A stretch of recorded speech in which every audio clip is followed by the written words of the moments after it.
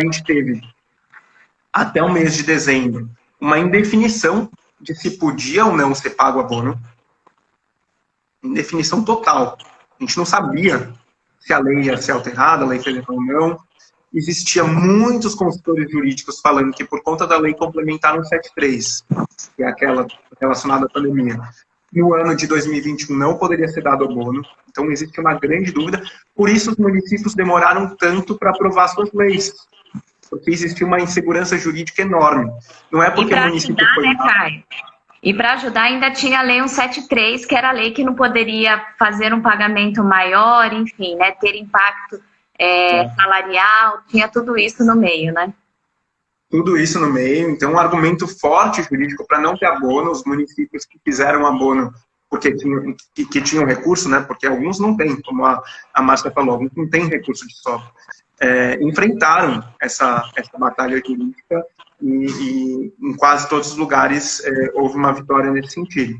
Posso até falar um pouquinho depois o que acontece se você não usa os recursos que estão sobrando. Depois eu entro nessa parte. Mas chama atenção que a mudança da legislação federal, então, aconteceu na última semana de dezembro. Municípios que tinham aprovado as suas leis antes fizeram a aprovação de uma lei de abono de acordo com o que estava na legislação federal antes. Então, acho que é o caso, inclusive, de Mariporã, né, que você estava falando, Márcio. Fez uma legislação que, juridicamente, não tinha como considerar os outros profissionais que estavam de fora, porque eles ainda não estavam considerados dentro do PLEB 70. Então, foi, assim, uma correria entre todos os municípios, uma verdadeira confusão, e que não é uma confusão por conta de administração incorreta em cada município. Não, a gente tem uma lei complementar 173 que impediu que a gente desse aumento salarial, contratasse pessoal no ano de 2021, assim como no ano de 2020, e chegamos ao finalzinho do ano sem uma definição nacional do que poderia ser feito. E, felizmente, foi feita uma definição, pelo menos, deu um pouco mais de segurança para todos os nossos municípios poderem fazer esse rateio.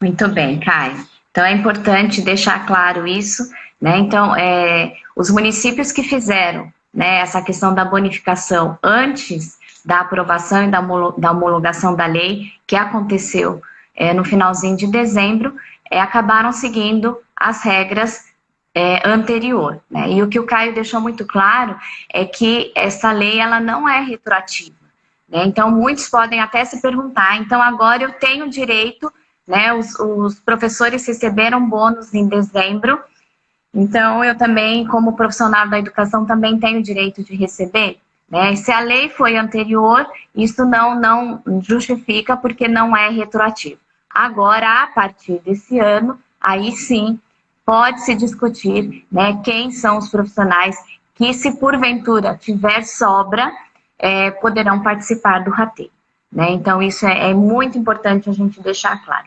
E eu também quero levantar aqui a bandeira, né, de bons salários. Isso eu falei muito para a minha rede de Mariporã. A gente estava super feliz de ter dado bônus para os professores, mas mais do que isso, né, por que não incorporar esse bônus, né, no decorrer do salário durante o ano, né? E, inclusive, o Tribunal de Contas, e eu estive com a presidente no decorrer do ano passado, falando sobre isso, e ela é contra a bonificação justamente porque ela falou, Márcia, tem municípios que não pagam piso salarial e aí depois vem com bônus no final do ano.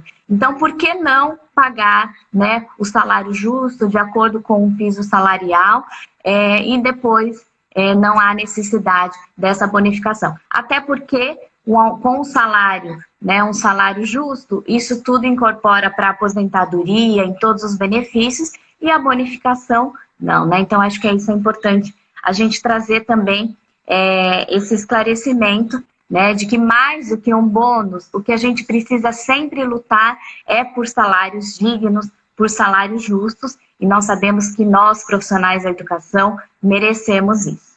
E aí, uma questão que apareceu, e tem até surgiu uma pergunta aqui, que o salário no município dela é baixo e também não teve bônus, e como saber, como fazer. Então, acho que uma questão importante E surgiu uma pergunta também: existe uma forma para solicitar transparência quanto ao valor recebido e a utilização desse valor? Então, antes de você responder, Caio, o que eu acho importante também, e eu acredito que deve ter aqui membros do Conselho do Fundeb, é muito importante a atuação do Conselho do Fundeb nos municípios, né? Porque os conselheiros, os membros do Conselho, se reúnem com uma certa regularidade para acompanhar as contas, quanto que recebeu, o que o município está fazendo, né? Então, é muito importante a atuação dos membros do Conselho do Fundeb, e eu penso que os profissionais devem estar atentos a isso. E eu, como secretária de Educação, e você deve acompanhar isso também, tá? Muitas vezes a gente tem dificuldade de montar esses conselhos, porque às vezes não tem a participação das pessoas, as pessoas não querem se envolver, e aí eu faço aqui um apelo à importância desses colegiados para essa questão de transparência e acompanhamento. E aí eu queria que você complementasse aí essa resposta. Eu concordo em gênero, número e grau com você, Márcia. A gente precisa fortalecer muito o CAC Fundeb como uma instância de análise permanente, né, do uso dos recursos do Fundeb. De uma forma, quem está no CAC Fundeb são representantes das categorias, são representantes da sociedade, né? Então, também é importante ter um vínculo entre, de fato, essas representações e os representados, para todo mundo ter ciência completa. Mas também o que eu dou de sugestão é o seguinte: todo mundo precisa conhecer muito bem o PPA, Plano Plurianual, e a Lei Orçamentária Anual do seu município. Ali fica nítido qual que é a perspectiva de uso de recursos. Então, vou dar de novo um exemplo ilustrativo aqui do caso de Mogi das Cruzes. Mogi das Cruzes colocava na sua LOA que, quando era 60%, né, que aumentou para 70%, que 60% dos recursos do Fundeb ia para a remuneração dos profissionais do magistério. 60%. No nosso PPA e na LOA, nosso PPA a partir do ano que vem, na nossa LOA do ano que vem, a gente mudou isso, a gente deixou claro que agora a remuneração dos profissionais de educação tem uma rubrica específica e que vai ser aportado nisso 80% do que a gente recebe dos recursos do Fundeb. Então, para dar mais segurança, e também não fazer essa correria. E o jeito de fazer isso é a valorização ao longo do ano. Então, vejam o que tem na LOA de vocês como recurso separado para isso especificamente. E a gente precisa ter, e acho que, né, Márcia, é importante, a gente tem que falar do nosso papel como gestor público, no sentido de democratizar o acesso à informação, mas também ajudar a ter uma compreensão mais ampla desse tema tão complexo que é o financiamento da educação.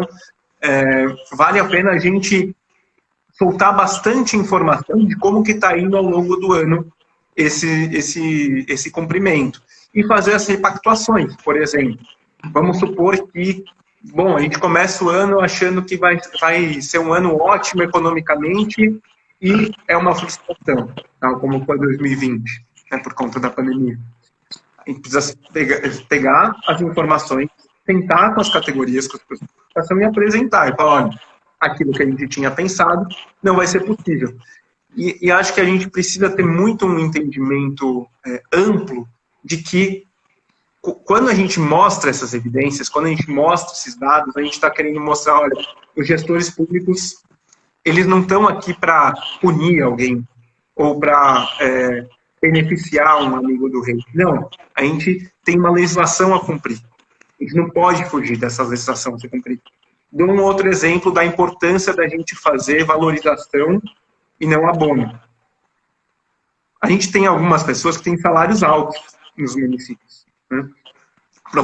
Professores que se tornaram diretores, que se tornaram supervisores de ensino, que têm muitos quinquênios, que têm adicionais, que têm sexta parte, que têm formação, evolução na carreira, e chegam próximo ao teto constitucional remuneratório. O que é esse teto constitucional remuneratório? Importante todo mundo saber. Está colocado no artigo 37 da Constituição Federal que ninguém, no mês, pode receber mais do que o salário bruto do prefeito no município. Ora, se a gente faz um abono, um rateio, muitas vezes, dependendo do município, esse rateio vai ser muito grande em termos de valor por pessoa.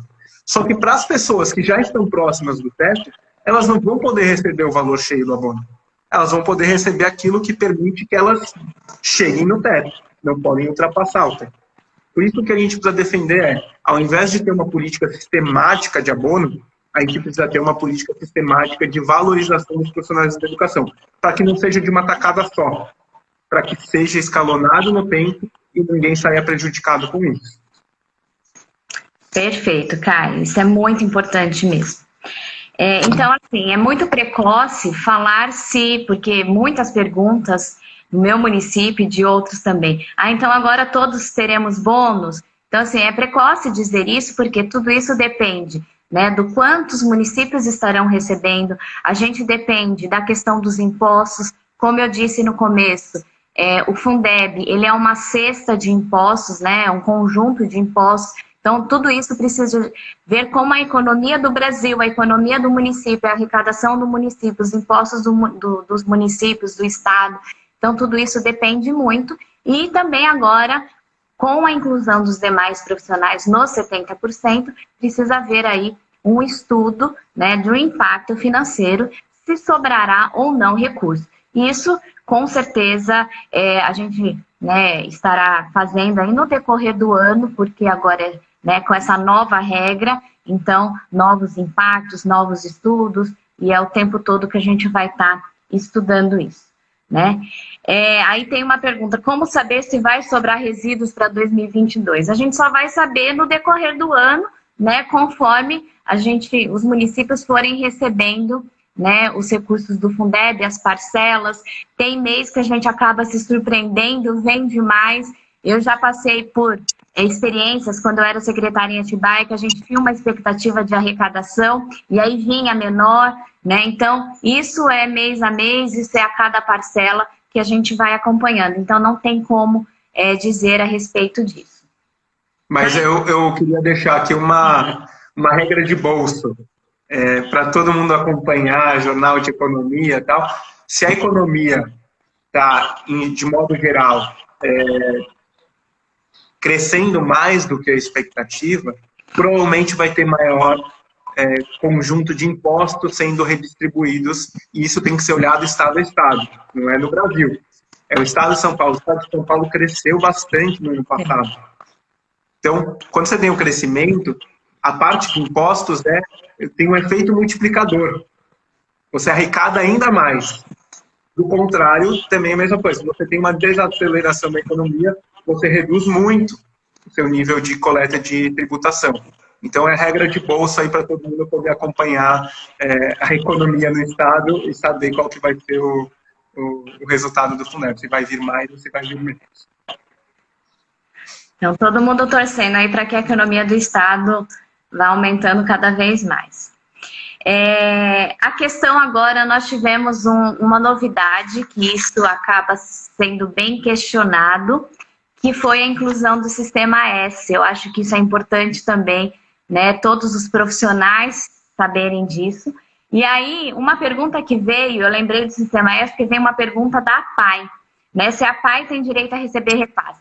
Como o Caio disse, eu vou aproveitar essa deixa que o Caio falou, a respeito das conveniadas, né? Aqui em Atibaia, quando eu era secretária aqui, nós tínhamos muitas creches conveniadas. Inclusive, cheguei a receber perguntas de professores das conveniadas querendo saber se elas teriam direito ao bônus que a Atibaia também acabou pagando aos professores, né? Então, deixar claro que, se não tem vínculo empregatício, as conveniadas não têm esse vínculo empregatício, né? Então, os profissionais não estão registrados na prefeitura, né? Não tem esse vínculo empregatício. Eu acredito que acontece a mesma coisa com as APAES, né, Caio? Eu acho que os municípios acabam tendo um convênio, um termo de colaboração com as APAES, mas isso não tem um vínculo para que seja feito esse repasse do Fundeb aos profissionais. É isso mesmo?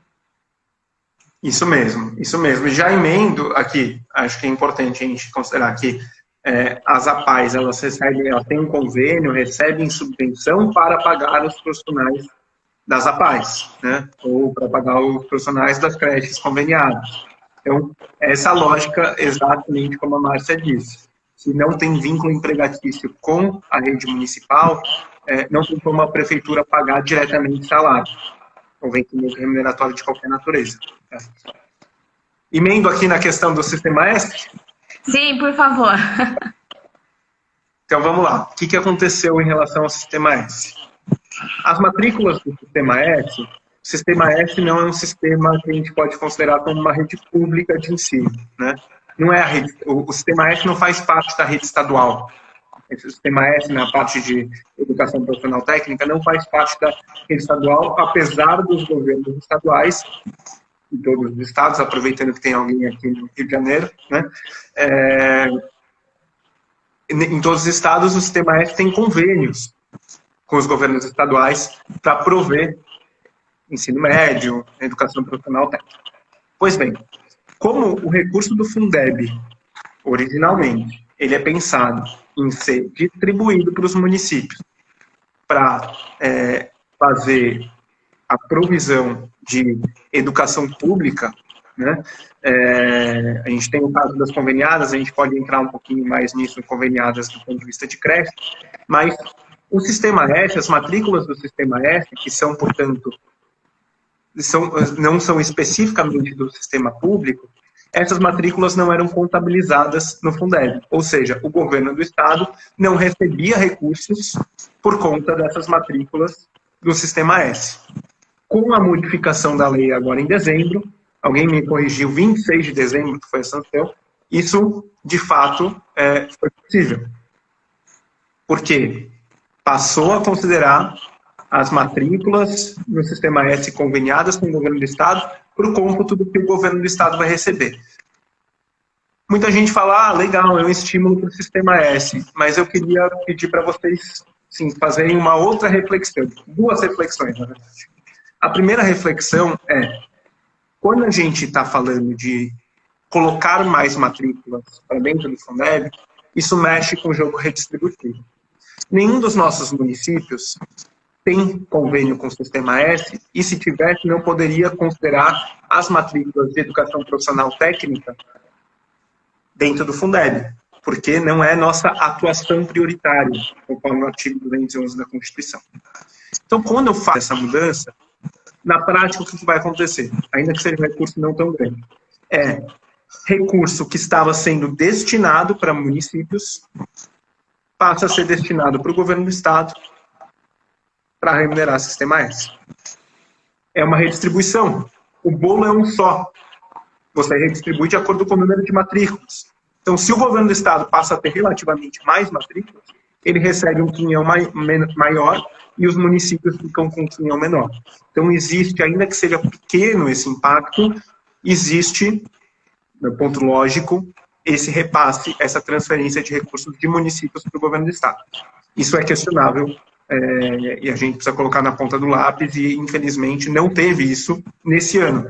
Em 2020, quando a gente barrou no Congresso essa medida, a gente, digo, o Professor da Educação participou dessa discussão, teve evidências mostrando quais seriam os impactos eventualmente negativos dessa transferência. Mas tem um segundo ponto, que é, se a lógica é que essas matrículas vão ser consideradas para que o governo do estado receba mais recursos, recebendo mais recursos para poder financiar esses convênios, a gente tem que lembrar que o Sistema S tem recursos próprios para se manter.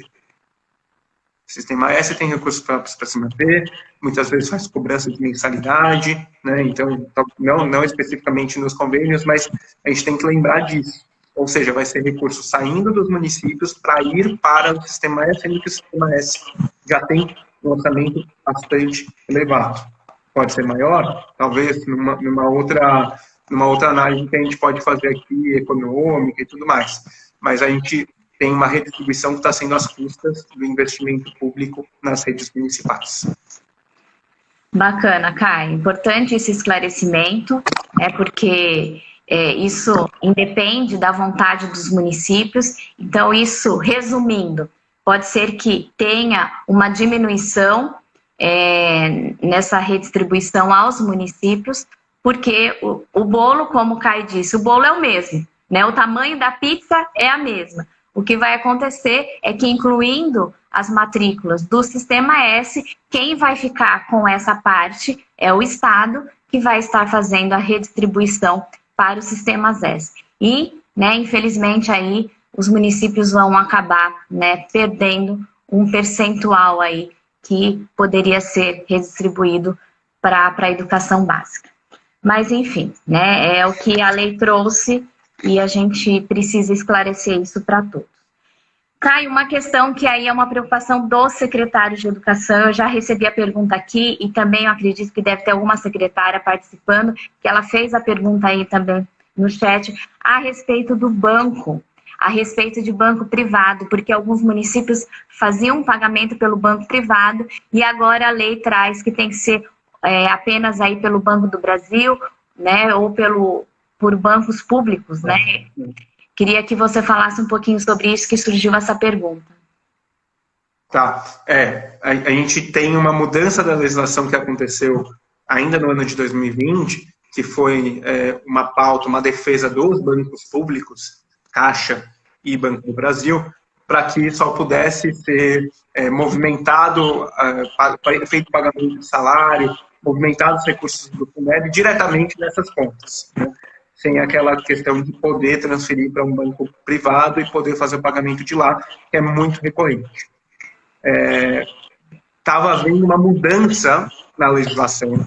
Então, a primeira proposta que foi apresentada faria uma mudança para permitir que se fosse utilizado os bancos privados também.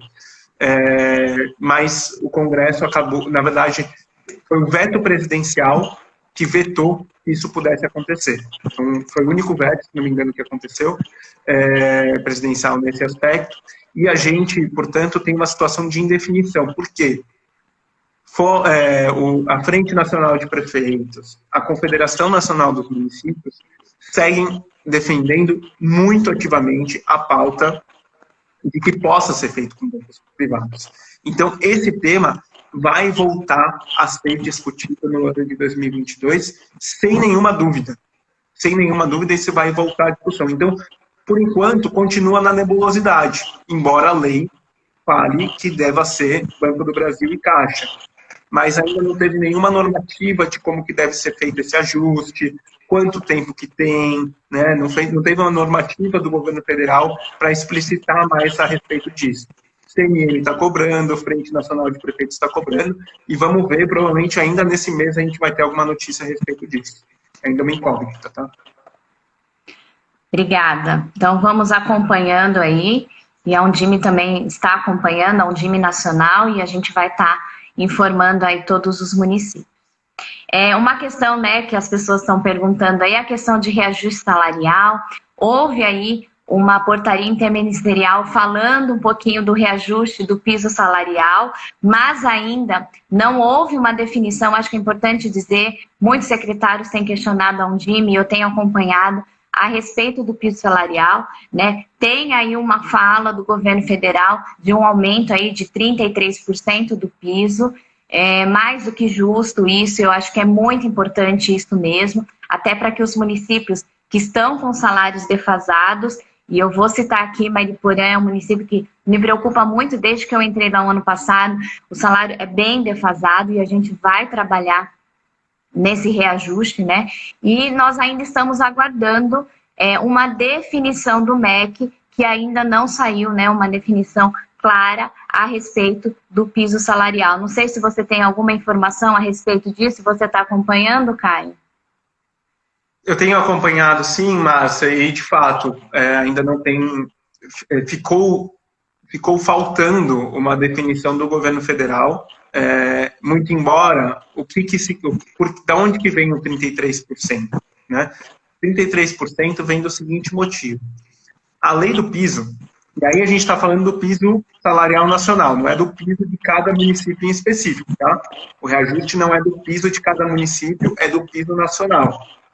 Então, se algum município já está muito além do piso, no caso de Mogi das Cruzes, o piso dos professores, tá? Piso salarial profissional dos professores nacional, PSPM. Esse piso, o reajuste, piso nacional, reajuste dele anualmente é igual ao reajuste do valor aluno ano mínimo do Fundeb. Como o Brasil teve um crescimento muito grande nesse último ano, em relação a 2020, porque em 2020 a gente teve retração. Então, o ano de 2021 foi um ano, sim, não foi uau, crescemos muito em relação a anos anteriores, mas em relação a 2020, sim, porque 2020 foi um ano de pandemia, toda a retração. Então, teve um aumento no valor mínimo do Fundeb de 33%. Como a lei do piso fala que é o mesmo percentual, então ele tem que se aplicar, a menos que tenha uma mudança de entendimento do governo federal, e é isso que a gente está aguardando nesse momento. Tá? Então, muitos municípios, arrisco dizer a maioria dos municípios, não é afetado por isso, porque já tem valores de piso municipal maior, bem maior, 50% maior, 60% maior, às vezes até o dobro do que o piso nacional. Tá?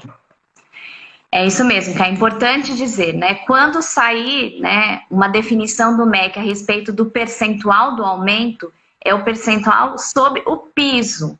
Tem municípios que já pagam além do piso. Então, isso não quer dizer que os professores vão receber mais, se for 33%, né? Isso é o piso, né? E aí o município ele vai ter que ajustar o salário dentro do piso salarial. Isso não quer dizer que tem que ser no mesmo percentual, né? Então, isso que é importante. E o Caio trouxe essa questão, né? Quando a gente fala em 33%, não foi a definição do MEC, é que existe, né, uma determinação de que o piso deve acompanhar o VAAT e o VAAF, que é o valor aluno, né? Então, como nós tivemos agora em 2021 esse crescimento, estima-se que haverá esse percentual, mas ainda não foi definido, né? Então, isso é muito importante.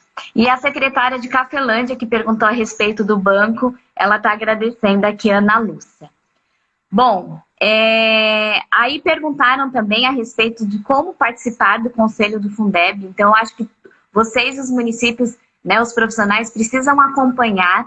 Geralmente, a orientação é que os municípios façam um processo de eleição e que isso seja divulgado nos municípios, né, de forma aí muito transparente, mas procure, né, entre em contato com a secretaria do seu município e pergunte, né, qual é o período de eleição, quando é que vai acontecer, para que vocês possam estar acompanhando. E também vocês podem acompanhar as reuniões do CACs, mesmo não sendo membro, vocês podem acompanhar como ouvintes, né, se tiver alguma dúvida, se, né, tiver interesse aí de estar acompanhando.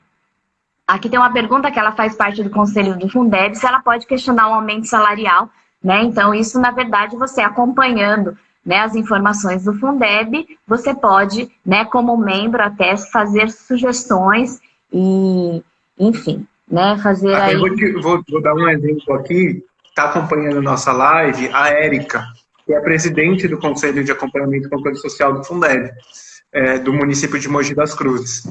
Ela mandou, o CACs mandou, não ela, né? O CACs mandou um ofício para a gente, perguntando, acho que foi, se não me engano, foi em outubro, um ofício perguntando, tá, a gente está vendo que vocês estão tendo mais receitas, o município está tendo mais receitas do Fundeb. Se está com a lei complementar no 73, como que vocês vão fazer para bancar? E aí a gente falou, olha, fizemos isso, o único caminho que a gente vai ter é um abono.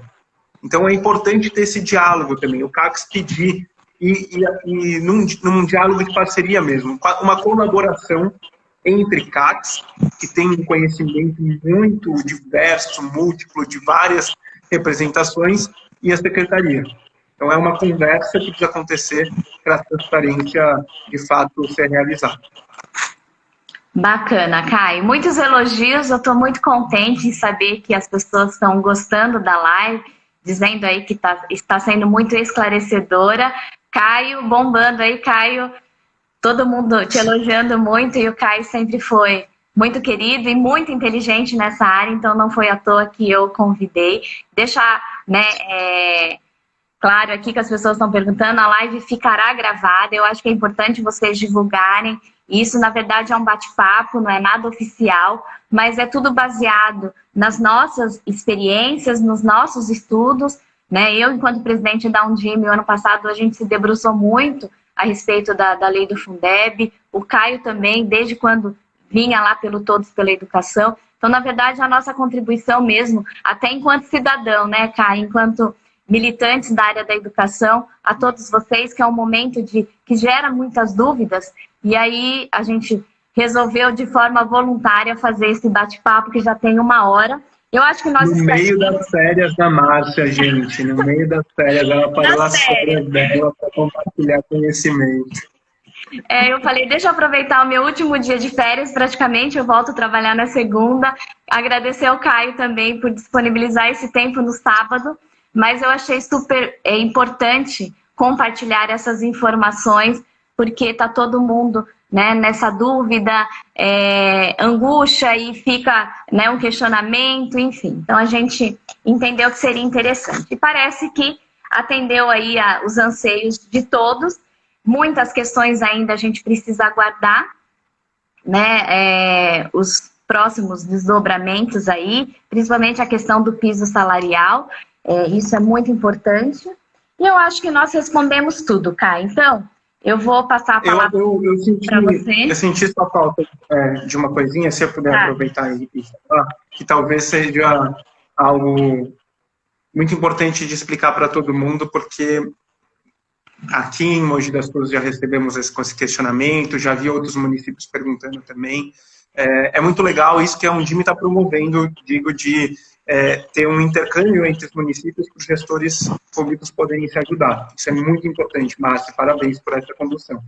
E qual que é o tema que eu queria falar brevemente a respeito? É a tal da parcela diferida. O que é a parcela diferida? Do tanto que você recebe de Fundeb no ano, você pode deixar 10%, até 10%, para utilizar esse recurso no primeiro quadrimestre do ano seguinte. Isso é a parcela diferida. Contudo, muito importante registrar isso, até eu tinha visto que o Ricardo Abílio, nosso secretário de Finanças, está aqui acompanhando, a gente teve um bom debate sobre isso esse ano. A parcela diferida, ela não pode ser computada nos Fundeb 70. No mínimo constitucional de destinação de 70% dos recursos do Fundeb para pagamento de profissional de educação, para alcançar esse Fundeb 70, você não pode usar a parcela diferida. Porque a parcela diferida já está contabilizando gastos que são de meses de competência de 2022, no caso, estamos, né? Do ano seguinte. Quando, para observar a folha, a gente precisa olhar os meses de competência do ano efetivo. Então, a gente não pode fazer esse cômputo, o Tribunal de Contas olha para isso, glosa as informações, então a gente tem que tomar muito cuidado enquanto gestores públicos, mas também, quando a gente está falando, enquanto gestores com os profissionais de educação, por exemplo, tem algumas pessoas que falaram, poxa, por que vocês não usaram a parcela diferida para pagar esse abono, pagando ao longo do ano de 2022, porque a gente não poderia. Se o abono é para cumprir o Fundeb 70, a gente não pode fazer isso, né? A gente não pode deixar para depois, porque senão não entra no cômputo do Fundeb 70. Então, é uma regra, tem uma série de regras, pessoal, e aí eu queria fazer de verdade um convite a vocês se debruçarem nas leis. A Emenda Constitucional 108, a Lei 14.113, agora a Lei 14.276, os artigos outros de Constituição que dizem respeito a servidores públicos, tipo o artigo 37, a LDB, principalmente no que tange a artigo 70 e 71 da LDB. Então, são vários dispositivos que afetam a nossa vida funcional. E é importante vocês lerem, conhecerem, porque o tempo inteiro a gente vai estar falando dessas restrições do que está na lei. Porque a gente não pode fazer tudo o que a gente quer do ponto de vista de valorização dos profissionais de educação. Tem um arcabouço muito rígido a ser seguido, se a gente não segue a improbidade administrativa, né? Não apenas para a gente, para os nossos prefeitos também, então gera um efeito em cadeia terrível. Então a gente tem que tomar muito cuidado e olhar o que está na lei para poder até ancorar, fortalecer, robustecer as nossas pautas de luta. Bacana, Caio. Eu tinha me esquecido dessa questão aí dos 10%. Como os professores não têm muito essa informação, então talvez é por isso que não chegou. Mas nós estávamos com vários secretários com essa dúvida dessa parcela diferida dos 10%. Eu acho que agora ficou bem claro, né, que nós não podemos utilizar isso, né, para nenhum tipo de bonificação, até porque nós temos que cumprir, em primeiro lugar, os 70%. E aí depois é que vem a parcela diferida aí dos 10%. Caio, eu quero também aqui registrar a participação do Eduardo, ele é presidente da UNCME, aqui do estado de São Paulo, que é a União dos Conselhos Municipais de Educação, que também o Conselho Municipal é muito importante nesse processo, não só o CACS, né, o Conselho do Fundeb, mas o Conselho Municipal também é muito importante. Uma pessoa perguntou, ela como membro do Conselho, ela pode pedir informações da LOA, PPA? Qualquer munícipe pode pedir, né? Isso deve estar no portal de transparência dos municípios, isso deve estar no portal da Câmara, então isso é direito de todos os munícipes terem as informações orçamentárias do seu município, tá bom? E só para fechar, eu li uma mensagem aqui de uma professora, ela escreveu que ela tem 32 anos, Andréia. Tenho 32 anos de magistério, estava adormecida, vocês me renovaram, parabéns. Eu acho que isso a gente ganha o nosso sábado, viu, Caio? Eu acho que não tem coisa melhor que isso, né? Que maravilha, é isso, a gente está aqui numa partilha de saberes, né, e é como se fosse um regime de colaboração entre nós, profissionais da educação. Tal como a Marta tem conduzido também, aí com vários ineditismos, inclusive, no regime de colaboração entre o governo do estado e os municípios, no âmbito da educação, a gente precisa ter essa nossa rede também, essa nossa teia de compartilhamento de informação.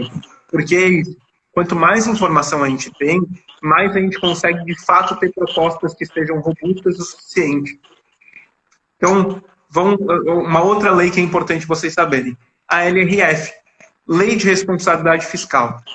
Essa lei é um terror, do ponto de vista de entender o que ela significa. Ela é muito difícil, mas é importante a gente ler, a gente compreender, porque muitas vezes essa lei de responsabilidade fiscal acaba fazendo com que a gente tenha uma série de movimentos de valorização da educação que não são possíveis nos nossos municípios. Então, a gente tem que tomar muito cuidado, a gente tem que acordar, como a professora aí atua há 32 anos, a gente tem que acordar todos os dias com sede de saber e de ir atrás, e de continuar estudando, de continuar pesquisando para melhorar as nossas propostas educacionais. Com certeza. Eu costumo dizer, Caio, que a educação é uma ciência. E como tal, a gente precisa estudar, né? Até para a gente poder argumentar. E a legislação, às vezes ela é chata de estudar, né? Nem todo mundo gosta dessa parte de legislação, mas ela também se faz necessária, né? Então é muito importante até para argumentar, fazer cobranças, entender tal postura da administração, por que foi tomada essa decisão e não falar, né, sem ter esse embasamento. Então é muito importante. É uma parte que não é muito gostosa, né? Só quem gosta muito de lei que acaba apreciando, mas faz necessário, né? A legislação educacional, ela é muito importante. E ela vai sendo alterada, então por isso, né, a LDB lá de 96, quantas emendas, né, ela já sofreu e a gente precisa ir acompanhando, né? Quero registrar aqui, agradeço também a participação da Angelita, ela é secretária de Educação de Cordeirópolis e ela também faz parte, ela é membro da diretoria da Undime São Paulo. Um beijo aí para a Angelita, para o esposo que é prefeito de Cordeirópolis também, que já foi secretário de Educação, então eles são super atuantes aí. Caio, eu acho que seria isso. Mandar um beijo também para Simone, de Araçariguama, secretária, temos vários secretários presentes aqui. Agradecer mais uma vez, né, pedir desculpas por te incomodar no sábado, agradece aí a sua namorada, o Caio falou para mim, eu preciso ver com a minha namorada, se eu vou poder fazer a live de sábado, se a gente vai ter algum compromisso. Então aí agradece também a namorada. Eu acho que foi muito... Ela tá acompanhando aqui também. Ela tá... Qual que é o nome dela, Caio? Vou agradecer. Juliana. Viviane? Juliana. Juliana, obrigada, viu? Por você disponibilizar aí.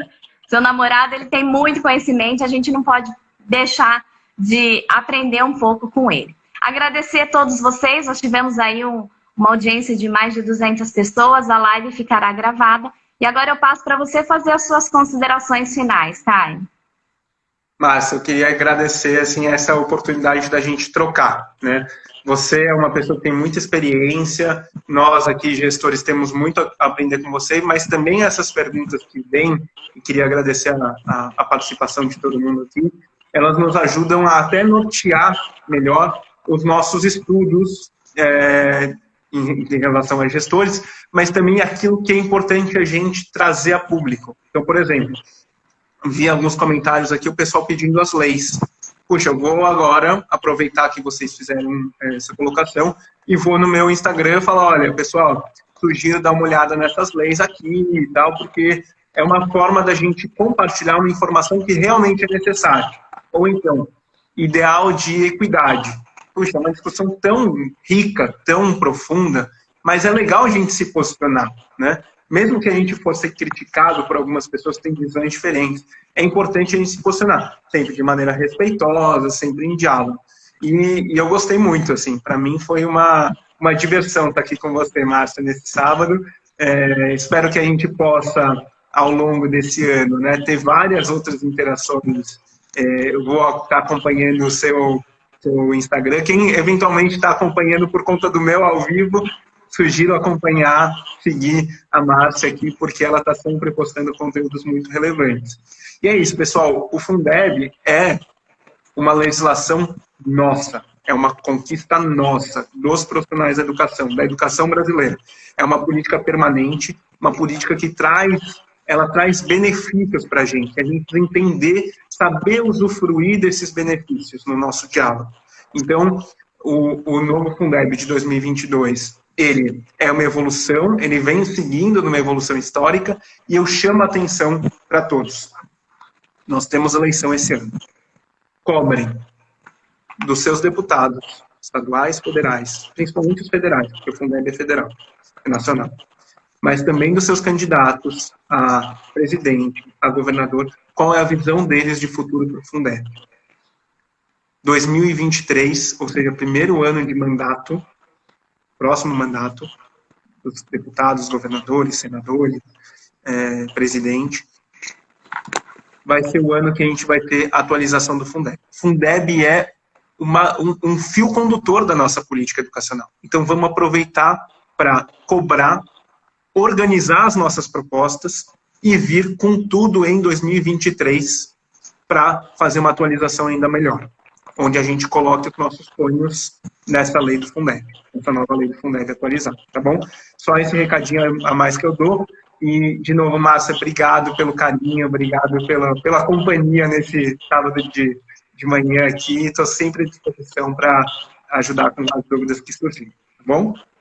Obrigada, Kai. Então fica aí esse recadinho, né? Vamos acompanhar, ficar de olho aí e estar sempre militando nessa área da educação, porque a gente viu o resultado do Fundeb, o quanto nós fizemos aí a pressão no governo federal, quando o Fundeb estava, né, extinguindo entre 2019 e 2020, nós fizemos todo esse trabalho, foi muito importante. Foi lá no último minuto do segundo tempo, mas eu tenho certeza que o trabalho aí de todos os institutos, na época todos pela educação, um DIME, todos juntos, nós conseguimos garantir, e agora o Fundeb ele é permanente. E a gente precisa estar sempre trabalhando nessas melhorias.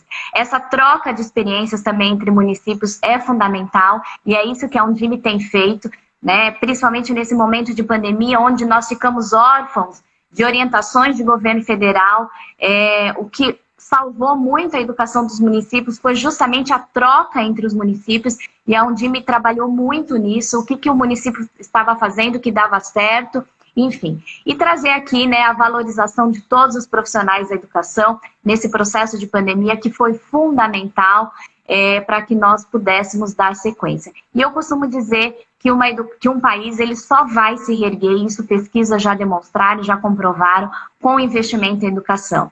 Nós estamos passando por uma pandemia, nós sabemos os impactos dessa pandemia na aprendizagem das nossas crianças e no impacto futuro aí do nosso país. Então, a gente precisa lutar por maiores investimentos na educação e eu tenho certeza que o Caio faz isso, né, como militante, eu também estarei fazendo como militante, como um time São Paulo e como uma profissional que é apaixonada pela educação.